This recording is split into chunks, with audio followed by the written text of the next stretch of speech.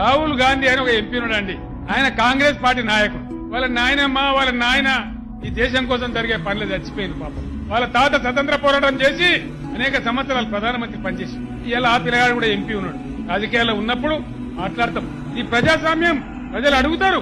ప్రజల తరఫున ప్రజాప్రతినిధులు కూడా అడుగుతారు. రాహుల్ గాంధీ ఏదో అడిగితే అస్సాం ముఖ్యమంత్రి అట బీజేపీ ముఖ్యమంత్రి. ముఖ్యమంత్రికి ఉండే వ్యక్తి రాహుల్ గాంధీ ఏ ఉద్యమం అడిగినా మా మేము ఉంటాడు. నచ్చిన ఈ మాట क्या ये भाजपा का संस्कार है? क्या ये हमारा देश का मर्यादा है? किसी नेता को पकड़ के तुम किस बात को पैदा हुए? मैं ही डिमांड करता हूँ एक भारतीय होने के नाते मेरा सर शर्म से झुक रहा है, मेरे आंखों में पानी आ रहा है. ये अच्छी बात नहीं है. इस देश के लिए ये बात अच्छी बात नहीं है. కేసీఆర్ కాస్కో ఈ ఆర్ట్ బదలైన వనభూమితో ఉన్నావు. ఆయుధ కూడా ఈ పీకమిచ్చే బాధ్యత, ఈ పార్టీని పొందబెట్టే బాధ్యత మా వాళ్ళందరూ తీసుకున్నారు.